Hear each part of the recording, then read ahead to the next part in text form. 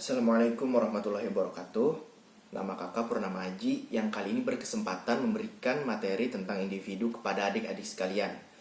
Dan sebelum kita memulai pelajaran pada hari ini, alangkah baiknya kita mulai dengan doa agar pelajaran ini tambah berkah. Berdoa menurut agama dan kepercayaan masing-masing. Berdoa mulai. Berdoa selesai. Dan bagi adik-adik yang masih belum mengisi daftar hadirnya di Classroom, silahkan diisi. Dan jika nanti ada yang ditanyakan, silahkan kalian tulis di kolom komentar. Langsung saja kita masuki materi yang pertama, yaitu pengertian individu. Individu berasal dari bahasa Latin, yaitu individuum, yang berarti tidak terbagi, satu kesatuan. Individuum berarti orang, seseorang, atau perorangan. Nah, jadi maksudnya tuh diri kita ini perorangan loh, ada terbagi, jadi kita ini adalah sebuah individu.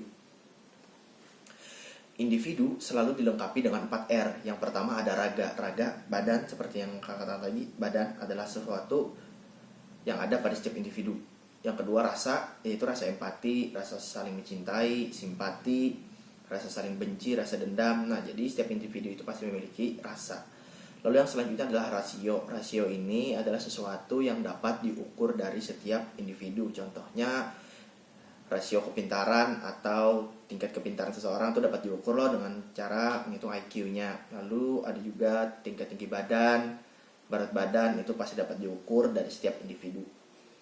Lalu yang kedua ada rukun. Rukunnya adalah sesuatu yang mendasari atau tujuan dari setiap individu itu untuk hidup hendak kemana. Jadi rukun ini merupakan salah satu yang ada dalam setiap individu. Pasti bagi nikam juga memiliki tujuan loh. Nah, itu adalah rukun. Lalu selanjutnya kebutuhan yang berusaha dipenuhi oleh individu. Yang pertama adalah harkat dan martabat. Pasti kita setiap manusia hendak memiliki harkat dan martabat yang baik dengan cara kita mencari pangkat atau dengan cara bekerja di pekerjaan yang layak. Pasti kita memiliki harkat dan martabat yang baik di mata orang lain. Lalu ada juga mengupaya terpenuhinya hak-hak dasar. Contohnya kita hendak sekolah, itu kan hak-hak dasar setiap manusia. Hendak memiliki kehidupan yang layak, hendak bisa pekerjaan yang baik.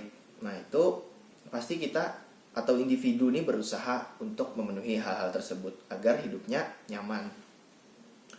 Lalu yang ketiga ada merealisasikan potensi diri jasmani dan rohani. Contohnya kita hendak menggapai cita-cita yang kita inginkan sesuai dengan minat kita.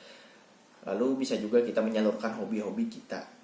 Nah, itu pasti hendaklah kita menyalurkan potensi-potensi apa yang kita miliki. Lalu selanjutnya ada memenuhi kebutuhan diri dan kepentingan hidup. Contohnya dengan cara bekerja sehingga kita dapat memenuhi kebutuhan diri, memiliki rumah yang bagus, punya mobil, misalnya punya kendaraan, agar kita bisa seperti orang-orang kebanyakan. Langsung di slide selanjutnya ada proses pembentukan identitas individu. Nah, jadi individu ini terbagi dua identitas. Yang pertama identitas personal, yang kedua identitas sosial. Dari identitas personal ini yaitu identitas yang muncul dari aspek jasmani, rohani, dan gen. Contohnya ini dari pembawaan gen ini dari pembawaan orang tua. Contohnya sesuatu ciri-ciri yang membentuk diri kita, raut wajah, bentuk muka, bentuk rambut, warna kulit, cita-cita dan hobi, itu yang membentuk diri kita, yang membentuk identitas diri kita yang bisa dikenali oleh orang lain. Nah, dari identitas personal ini membedakan kita antara diri kita dengan individu lainnya. Contohnya misalnya, si A nih yang mana orangnya aja? Oh, tuh yang rambutnya keriting ya. Nah, itulah jadi membedakan antara kita dengan orang lain. Lalu selanjutnya ada identitas sosial. Identitas ini muncul karena hubungan dengan orang lain, maksudnya kelompok lain. Contohnya kayak kita mengikuti pramuka sehingga identitas kita tuh terbentuk di situ. Oh, yang itu tuh anak orang yang 4 pramuka tuh kah aja, yang 4 PMR kah, yang 4 pecinta alam kah. Nah, di situ muncul identitas kita sebagai individu yang membedakan antara diri kita atau kelompok kita dengan kelompok lain. Misalnya kita 4 pramuka, pasti membedakan kita dengan kelompok PMR atau pecinta alam. Itu pasti berbeda. Nah, dari kedua identitas tadi membentuk identitas diri kita yang menjadi satu kesatuan. Lalu selanjutnya ada faktor pembentuk identitas individu. Yang pertama faktor genetik, itu pasti membentuk identitas kita. Faktor genetik itu faktor bawaan dari orang tua, ya dari bentuk rambut, warna kulit, dan lain-lain. Lalu ada juga faktor pengalaman, karena semakin banyaknya pengalaman maka identitas individu itu akan semakin baik.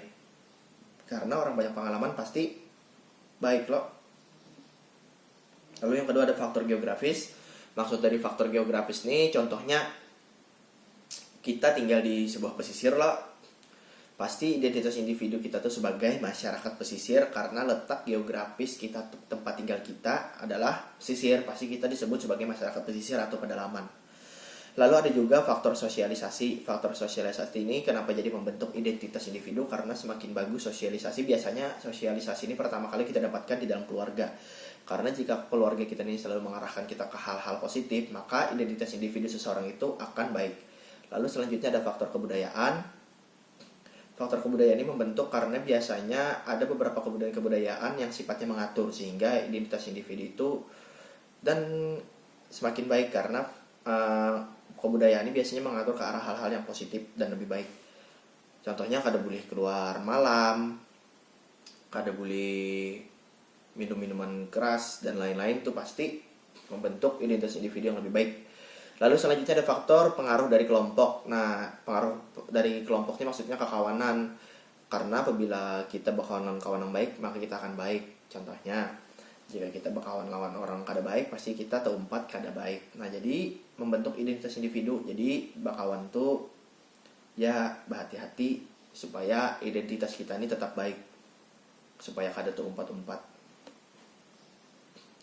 Cara membedakan individu. Nah, cara membedakan individu ini dapat kita lihat dari kepribadiannya, dari wataknya. Kita dapat melihat bahwa kepribadian individu ini nih, oh baik ya, karena sifatnya baik lawan kita.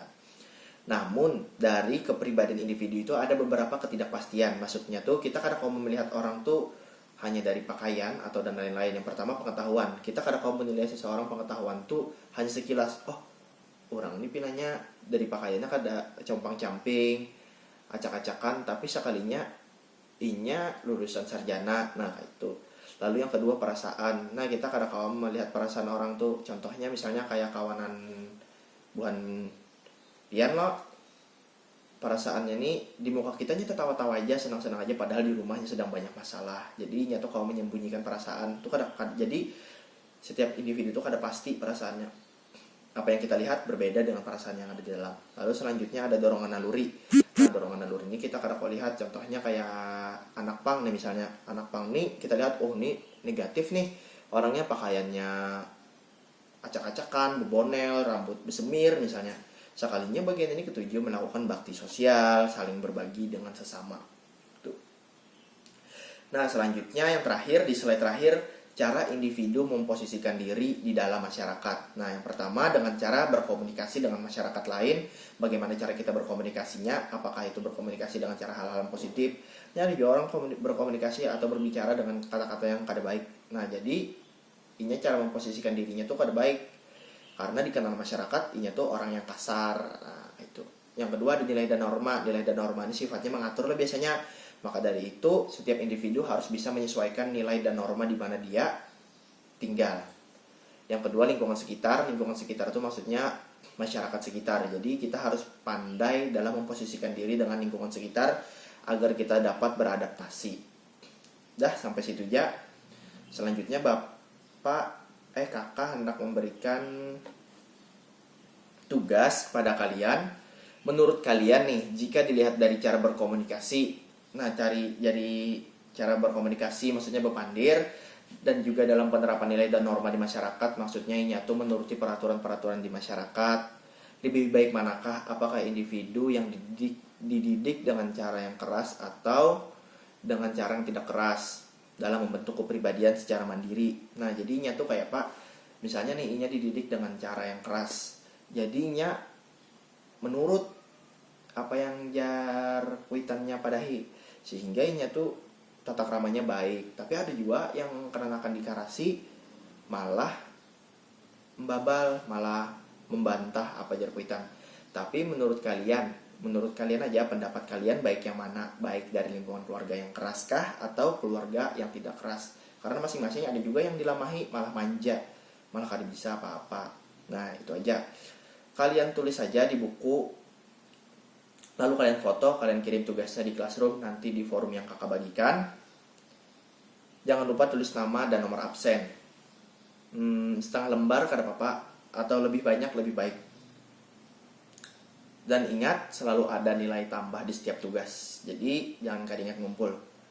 Ya, sampai situ aja materi yang kakak sampaikan. Mohon maaf. Wassalamualaikum warahmatullahi wabarakatuh.